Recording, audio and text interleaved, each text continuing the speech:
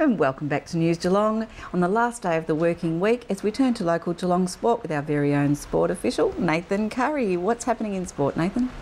Thank you very much, Meryl, and it's all happening in sport. First up tonight, the boys from the GDFL footy show caught up with North Geelong coach Frank Foppiani about Sunday's cutthroat elimination final against East Geelong at St Albans Reserve. You've been going pretty well, a good lead up to the finals, and some players in good form. So where do you think you've got a little bit of an edge over East Geelong?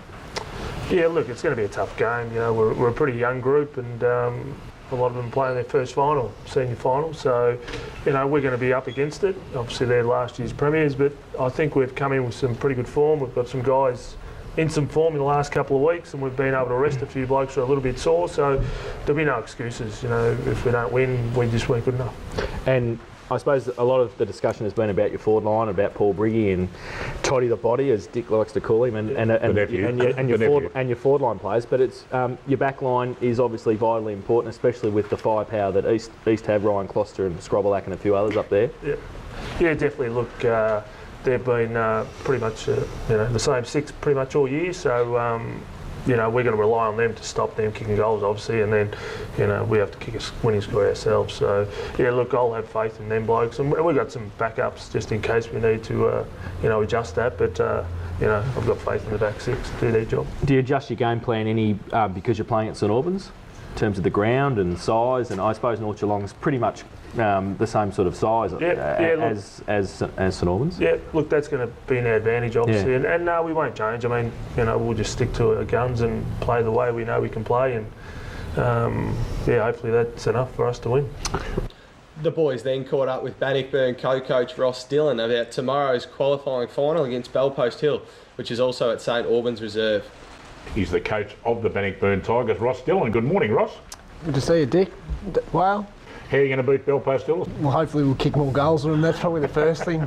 Try and beat them with. And no, we'll just look to take our better players out of the game, like Giovanna and Sean Lewis, and then give our better players more of the footy, and hopefully we can get the job done. Roscoe, we've seen them, I think, 8 or 9 times, I think, this year on coverage, and their forward line setup is fairly strong. They've got not 1 or 2 blokes they've got in their forward line. They've probably got 5 or 6 blokes, and they rotate through there very heavily with some blokes, even down to their smaller players going through there. That's probably going to be your biggest task. Your back six up to it? Yeah, well, our back six is pretty strong. We've been pretty consistent down there all year. We've kept the same 6 to 8 blokes. We've got a few talls and a few smalls, so we just have to get the right matchups. We've played them a couple of times now and had a couple of looks at them, so hopefully third time, lucky we've got the right one set up. Thanks for those interviews, boys. Next up, News Geelong caught up with Geelong Cats coach Mark Bomber Thompson about their match against Carlton tonight. Now, Bomber, who can we expect back for the match? Yeah, more than likely Lingy won't play.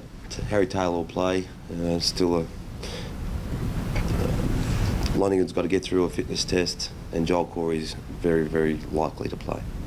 Mark Blake's been out of the side recently. Where's he at? Not really. Blake had a rest last week. He didn't play at all last week.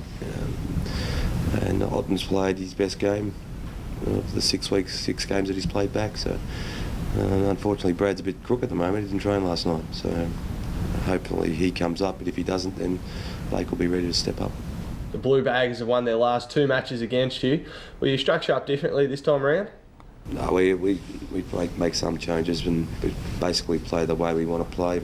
Obviously, the last 2 times we've gone to play them, we haven't implemented the plan that well and haven't played great footy. So we're looking for to build on last week and have 4 consistent quarters of football leading into the finals, and that's our plan. So that's all we really want to focus on. Were you happy with your young boys, Laidler, Hunt and Menzel last round? But the 3 of them, Laidler, Taylor, Hunt and Menzel, were all fantastic, and just shows you the club's got a good future. They've got some really good talented young players. We've got Vardy and Stephen Motlop's going to be fantastic, and Duncan, who was playing at the start of the year, has just tapered off a bit, but there's still a lot of talent around this football club. Last time Carlton used a small forward line. Do you approach this differently, and do you know of any other teams that use this structure? Yes, I think so. You'd have to. I think probably the thing with the little fellas that have been getting is that they've been running backwards towards their goal, really opened us up. So we're going to try and make it hard for Carlton to try to be able to kick the ball over our head, and hopefully we've got better structure in place so that they don't. We don't have our defenders get turned around, and that's probably the biggest part of the day. You'll probably find that most teams, Collingwood's defenders certainly, they aggressively get up in the ground and stand in that position. So, that's what we'll be trying to do on the weekend. Thanks for your time there, Bomber. And good luck for tomorrow night. Good luck for tonight as well. Before I go, BFL finals on again. The same with the GDFL. We've got the Geelong Amateurs taking on Queenscliff tomorrow at Queen's Park in the qualifying final. Then Torquay and Anglesea battling out in the elimination final on Sunday. That's it for me. I'll see you next week. But until then, it's back to you, Meryl. Thanks, Nathan, and go Cats. Well, it's been cold, wet and windy, and our weather queen, Lani Salathiel, can tell us what to expect for our weekend winter weather. Good evening, Lani. Good evening, Meryl, and good evening, everyone. Well, a cold front is bringing some more windy, rainy and very cold weather.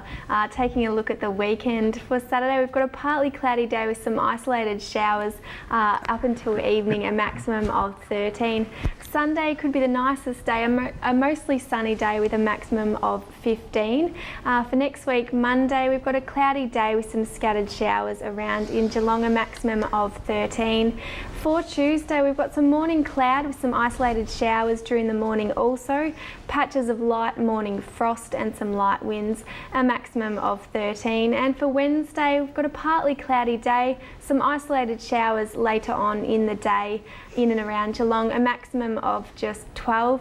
And today we had a partly cloudy day, some isolated showers around with some hail around and a very windy day, a minimum of 4 and a maximum of just 12. It was freezing. So Meryl, until next Wednesday, that's the weather. Thanks, Lani. Keep warm and have a great weekend.